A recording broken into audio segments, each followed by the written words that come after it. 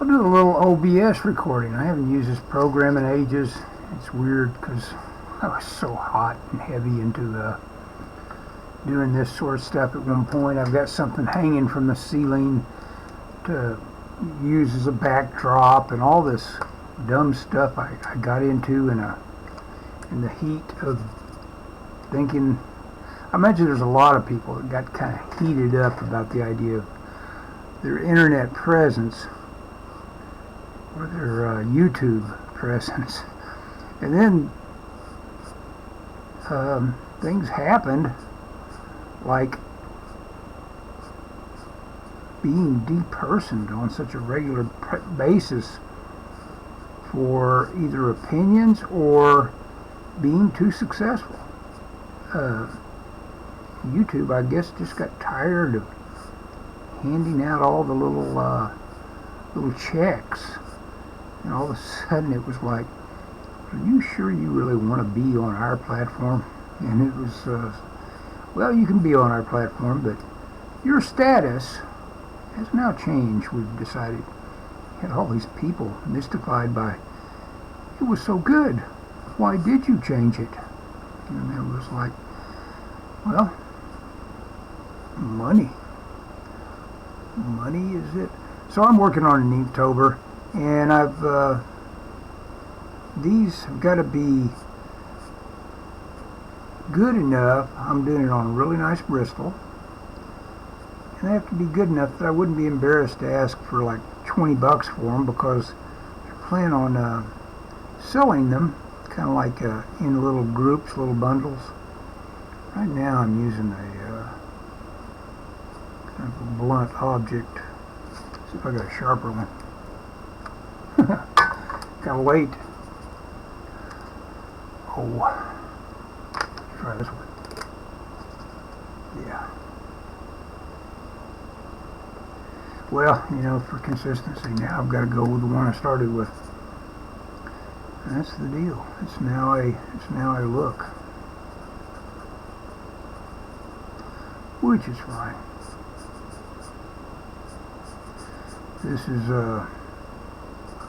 This is consistent with the way I did the rough, and I really liked the rough I did, which is right here. This was done, I'm talking about blunt, this was done with a Marks-a-Lot. So that gave me the big shapes, which I dug as a, like, not giving a damn kind of thing, that all it was is all happy accidents. And it's like, wow, I'm going to see if I can translate that back into what I end up doing. So that's what I did. I'm drawing it on top of my little USB light table, and just tried to bring it right on across, you know, a couple of little edits. You'll have some details.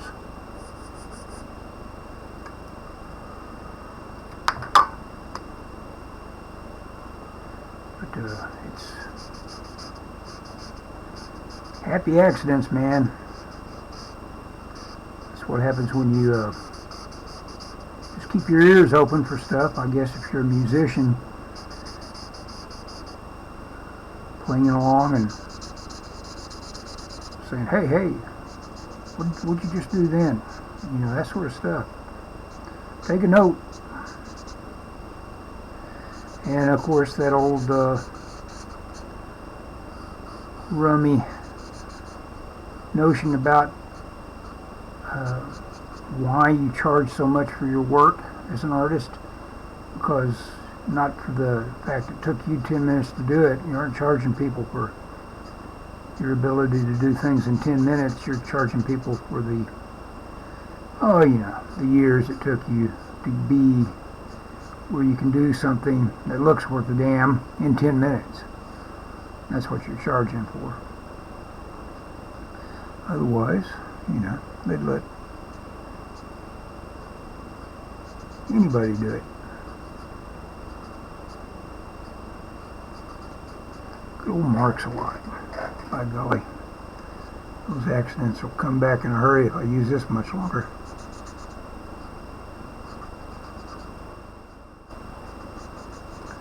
What's fun about using the OBS instead of live streaming Now if I figure, that was complete crap. What was I thinking? I can at least speed it up and add a new overlay of narration to it. For instance, I may well discover that this narration that I think I'm doing didn't happen, so it may require it.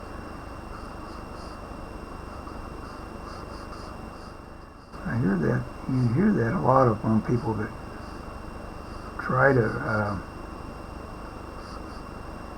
get OBS cranking along and say, oops, what did I do wrong? You probably tried to use OBS with a Mac like me. All this stuff, OBS is definitely intended for a PC user. Got some great little tools that are only going to work with a PC.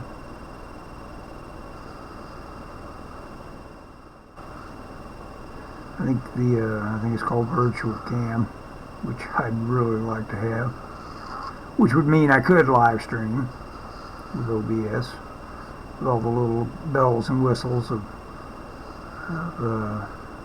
little supers and stuff like that. But you take what you got. You work with your limitations.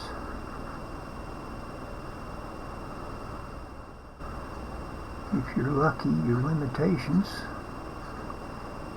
lead you to genius.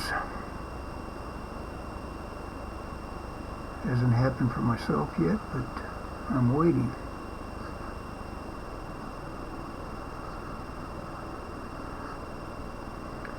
I'm sure I'll recognize it when I see it. Genius.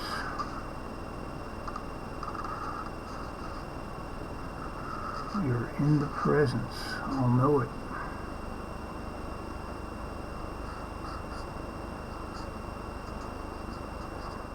Hitler caricature in there.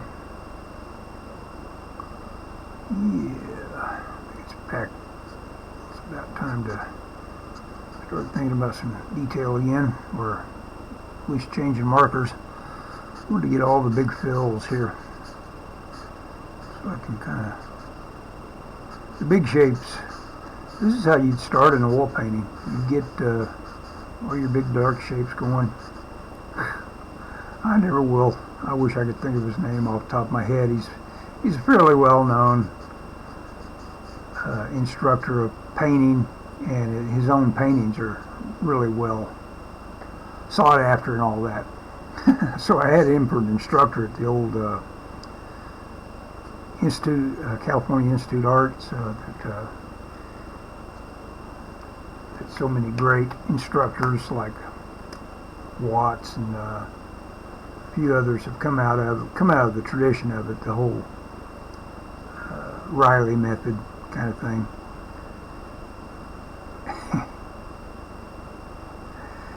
That guy, I swear, I was just a little too unserious for him, I guess. I never will forget how he dug into my painting like I was thought we were about to reenact some sort of English schoolboy's day, kind of bit of brutality over what he did to that painting, man.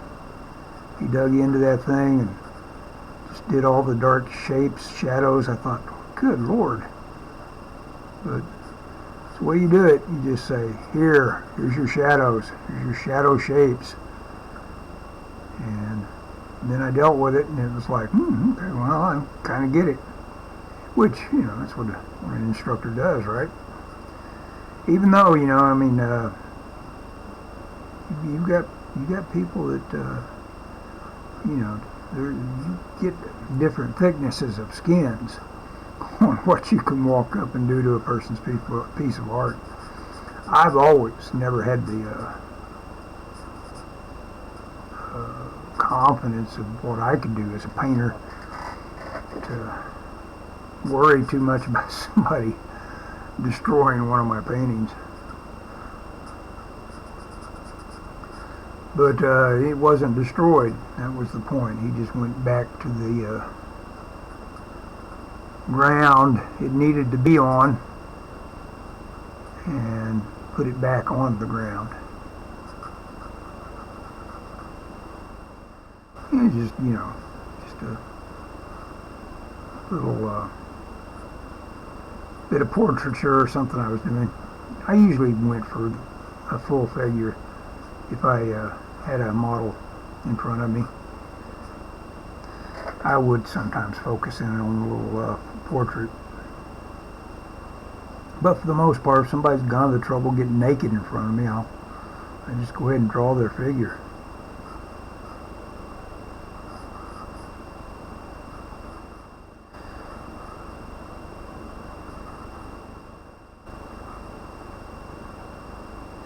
Learned a lot during those years. That was all in Thousand Oaks, California.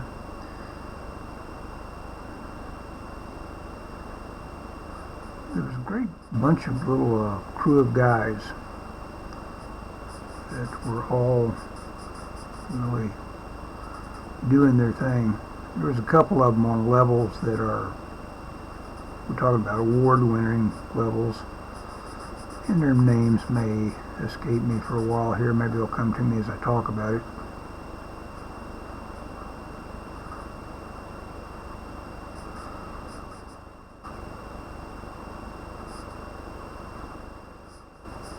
One fellow. Oh, there were just so many of them.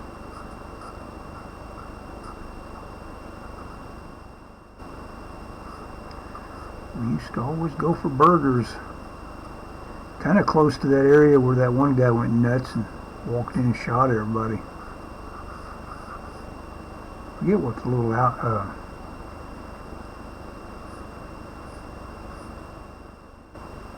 I don't know, it may have even been a Marie Callender's that we went to.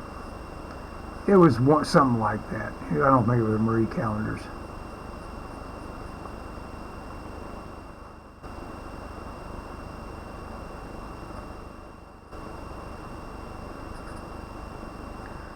But anyway, this kind of like a big slash and bold black stuff right here. You could turn this into oil painting pretty easy. It could be turned into a digital painting pretty easy. Put all these blacks in their own little layer and use them as color holds, I believe is the term. Where you lock the transparency for them. First you have to convert it and get transparency and black would be how you do it, and fill the black selectively where you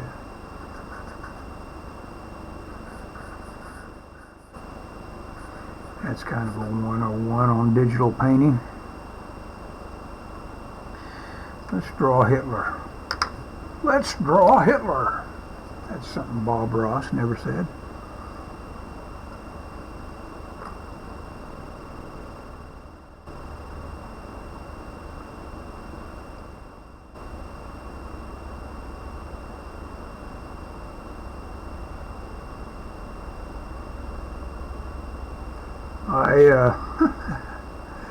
Talk about movies only I would know about, comparatively speaking. I mean, there's other guys that are as goofy and as grounded in dumb bad movies as I am, but there's a movie called Flesh Feast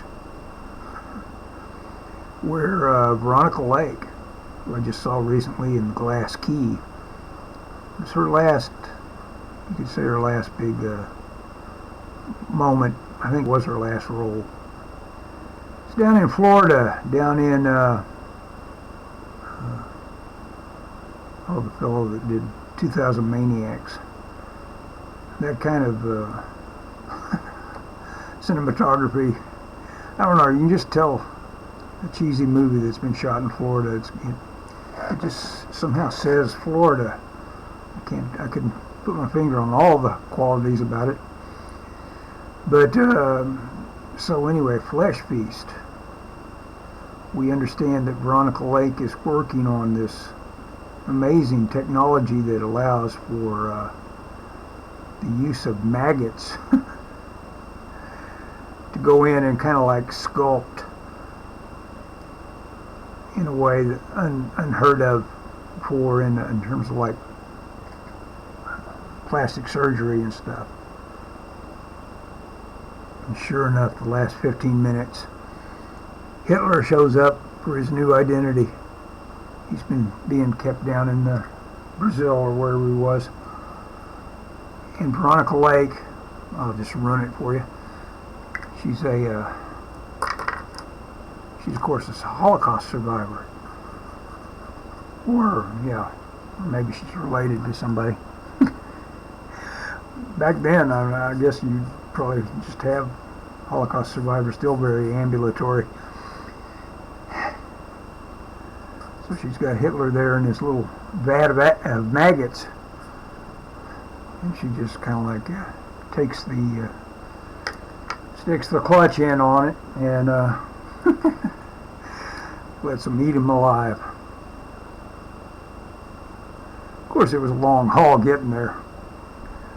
The movie has a lot of things it has to, kill time with, pad out. Herschel Gordon Lewis was who I was thinking of. This is not a Herschel Gordon Lewis film, but it typically played with 2000 Maniacs, his films, and another one called Flesh Feast. Wait a moment. Wait a moment. I've got this wrong. One of them is Flesh Feast, and I just said that was the maggot one. And then there was Blood Feast? Maybe there's Blood Feast. I gotta look it up. Well, we're almost done here anyway.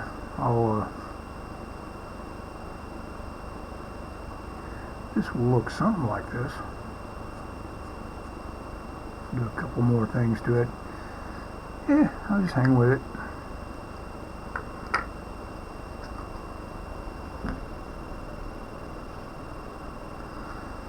So, let's add some bubbles in there with Hitler. Just got done listening to the audio book of The Hideous Strength, That Hideous Strength, which features a very Hitler-esque kind of head in a jar. Come to think of it, give C.S. Lewis his due. He may have been the first to think about disembodied heads in jars. Maybe. That's something I had some extra respect for it. Anyway, it turned into a great little story, but man, I gotta go with my first impression when I first tried to read it, that story had some stuff it could do differently that would have helped your average reader stay engaged. And but again, you can't go by me. I'm a guy that I was just thinking the other day to myself, when did I get the ability to become an avid reader? Because I remember I had trouble sticking with reading when I was a certain age, and I had to get almost like the callus. It's kind of hard, it's kind of weird to think about, but I think you need a brain that's been conditioned. Obviously, you need to learn how to read, but there's a toughening that has to occur with how much of it you can stand in a sitting and all that. And it's funny to think about. A lot of my conditioning was built with, yes, comic books, but I'm talking about those didn't require, you were taking a break every other second with a comic book. You were looking at the pictures, you were looking at the words as it suited you. The having a paperback in your hand was a different thing. You had to go from page to page and deal with your what could be definitely thought of as fatigue setting in as you you took in your meal of words. And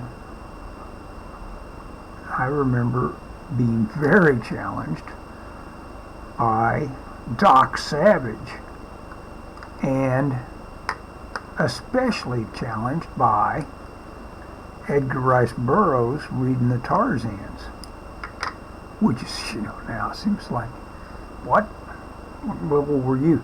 And of course, it's your level. You got beyond your level. Now, were you 30 while you were at that level? No, I was not precocious, but I was, getting just out of, I guess, getting ready for junior high, but anyway, you learn things are all relative, because by the time I got into junior high, I learned that, there's a lot of people dumber than I am. That's what you learn. You can just say that about anybody. I mean, anybody that can read and enjoys reading, you'll find a lot of people dumber than you are.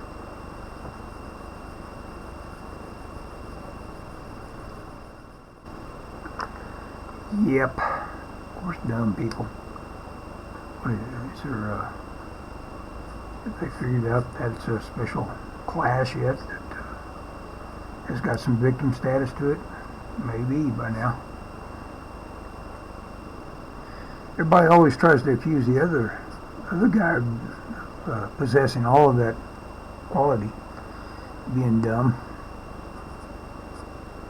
not having the smarts, not knowing your shinola.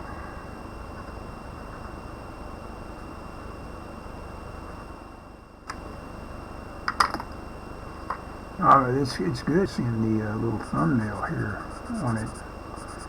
I can sometimes fall in love with the busyness of these fills, sometimes letting them be a little incomplete. Looking at it, it's like, that doesn't do anything for me. Let me fill it in.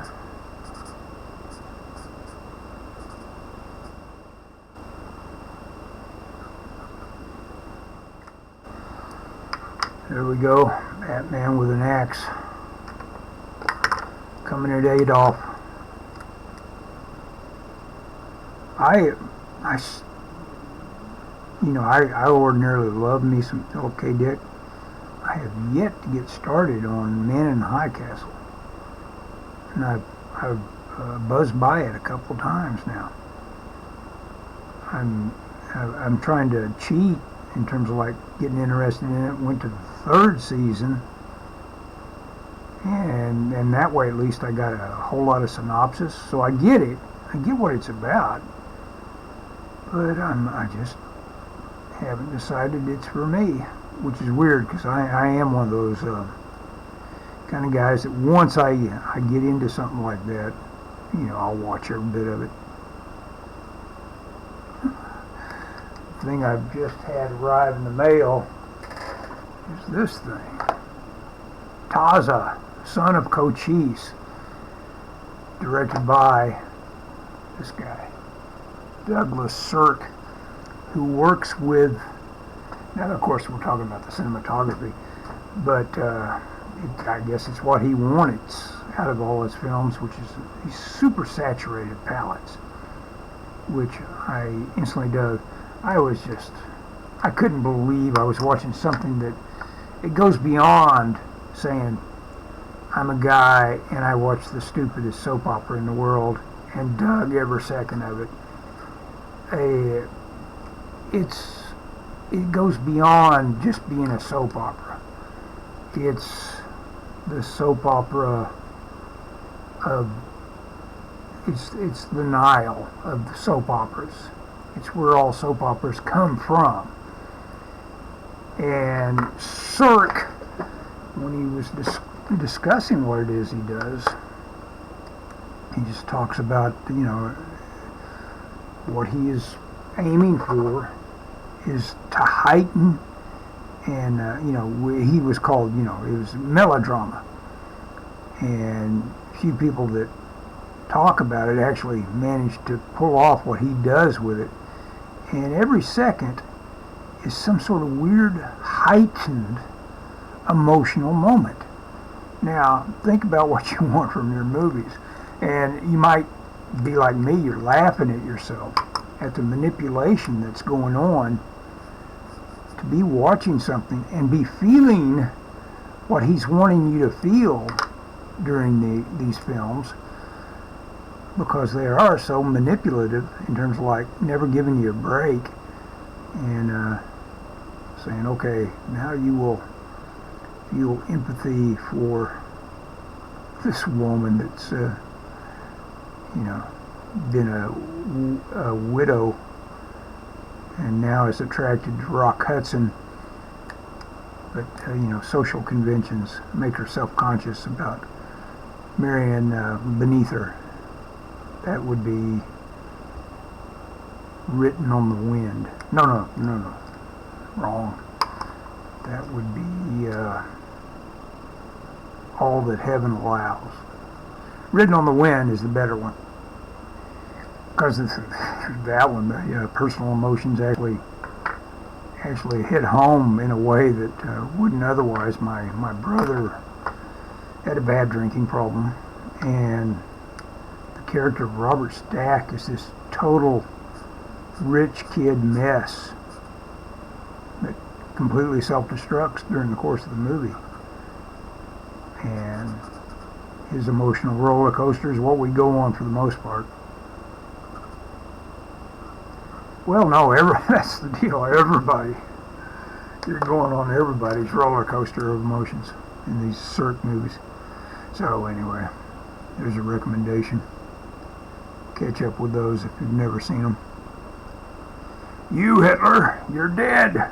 You should have been dead long ago. Well, now wait a second. Let's think about this. Maybe you'd look good in the Batcave. It's the only thing that's keeping me from using this axe, Hitler, is how good you'd look over there by the gigantic Tyrannosaur.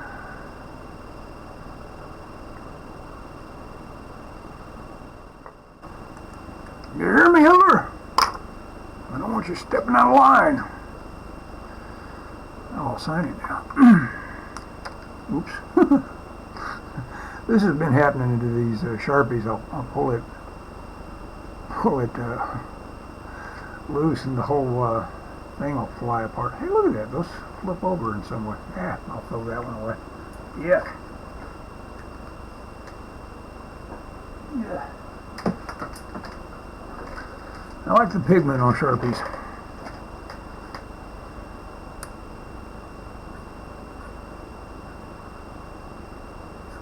Okay. Find something fine enough to sign it with. I call it signing. It's my little glyph.